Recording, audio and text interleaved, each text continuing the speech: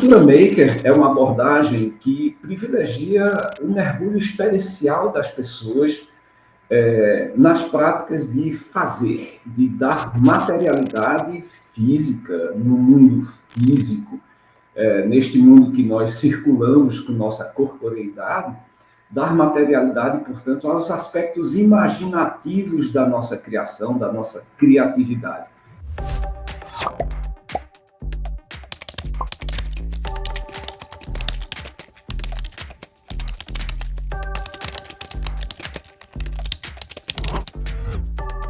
Eu diria que a ênfase principal da cultura maker é uma relação entre o fazer e compartilhar. Porque, veja, o fazer individual, para reflexão, obviamente, também é uma parte importante. Mas, de minha perspectiva, a principal contribuição da fabricação desse aspecto da fisicalidade para um objeto ou serviço é ser capaz de disparar diálogos. A cultura maker, num certo sentido, sempre existiu dentro da escola e, por outro, nunca foi suficientemente valorizada, como nós vimos, aliás, na aula de arte que eu acabo de mencionar. Ela sempre foi subdimensionada como algo menos importante, ou pelo menos menos importante do que a matemática ou a língua portuguesa, que absolutamente não é.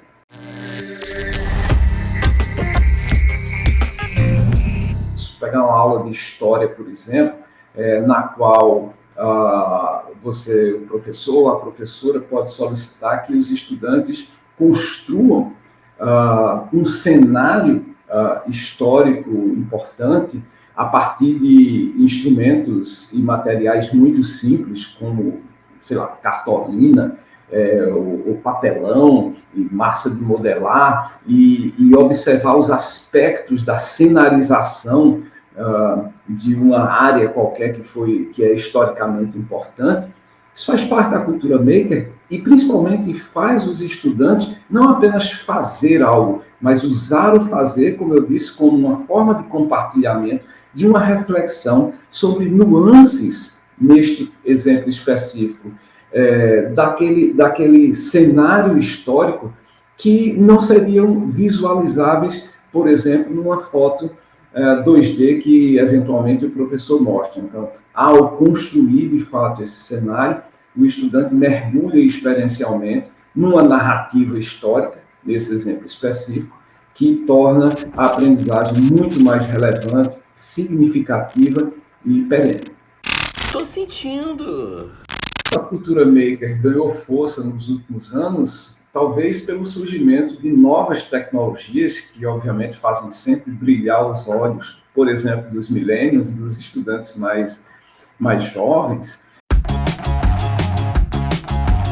Porque, de fato, se um espaço maker ele apresenta a possibilidade do uso de algoritmos computacionais para a produção de algo que seria antes inimaginável, né? Personagens, por exemplo, de filmes que os estudantes reconhecem como personagens heróicos, e você pode modelar esses personagens. O conhecimento tem essas dimensões de abstração e concretude que fazem com que, na verdade, nós possamos explicar o mundo físico, o mundo das relações sociais, das relações humanas, de forma muito mais completa se a gente for capaz de reunir, né, de ter uma visão interdisciplinar sobre o mundo em que vivemos. E tudo que precisamos, muitas vezes, é confiar na capacidade dos nossos estudantes e prover ali um conjunto de instrumentos e habilidades que esses estudantes podem utilizar para participar dessa grande aventura que é a paixão de conhecer o mundo. Para deixar bem claro, né, a cultura maker é para todo mundo, é uma cultura de engajamento das pessoas em um determinado conjunto de práticas que podem ser realizadas na escola em qualquer tipo de escola, com ou sem instrumentos digitais, que eu posso produzir materialmente ou reproduzir aspectos do mundo para fins de aprendizagem de maneira muito analógica, usando sucata, usando qualquer coisa que esteja disponível. Se eu tenho um objetivo de fabricação digital, então eu tenho que usar algoritmos computacionais com equipamentos mais sofisticados, como já mencionei, impressora 3D e coisas dessa natureza, mas isso não é uma necessidade para a emergência de uma cultura maker. Essa cultura maker pode envolver práticas de plantio, por exemplo, onde eu vou organizar, por exemplo, minha plantação de determinados formatos e com instrumentos muito simples que alinham. Usando um exemplo de uma plantação de tomates, por exemplo, que busca alinhar essa plantação de maneira a tornar aquela horta escolar mais produtiva. E eu posso, então, ter aspectos makers nisso, que são desenhados a partir de práticas de planejamento, de imersão desses estudantes e estudantes, com orientação do professor, da professora, utilizando estratégias de design thinking, né, de idear como que nós vamos organizar isso aqui e depositar no mundo físico esses aspectos ideativos que nós podemos fazer na sala de aula em qualquer lugar. E, de fato, digitalmente ou analogicamente. Em relação às habilidades e competências que podemos eventualmente desenvolver através dessa imersão na cultura maker, eu citaria, assim, primariamente, logo de cara, a colaboração. Colaboração eu vejo como uma dessas competências organizadoras da atividade reflexiva, imaginativa e produtiva de estudantes e educadores e educadoras na escola. Tem outras habilidades que contribuem para essa competência mais larga, né? Como eu já mencionei rapidamente, mas a empatia, escuta do outro.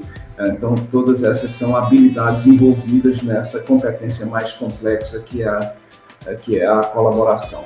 Talvez algum outro aspecto que nós podemos citar aqui em termos de competência seja o próprio desenho ou a capacidade de reconhecer, desenhar e refinar problemas. E um outro, para citar apenas mais um, a nossa capacidade argumentativa, né? Então, já que estamos aqui no desenho de soluções através da cultura maker, nós devemos saber buscar evidências e argumentar, ou ser capaz de produzir justificativas para os nossos pontos de vista. Então, incentivar os nossos estudantes a perceberem aspectos desse processo argumentativo através da justificação de pontos de vista, por exemplo, isso é absolutamente importante e uma competência que deriva, no meu entendimento, de maneira muito crucial do mergulho na cultura maker, né? Porque você tem ali a possibilidade de, como já dissemos aqui, de compartilhar coisas, torná-las visíveis e argumentativamente plausíveis.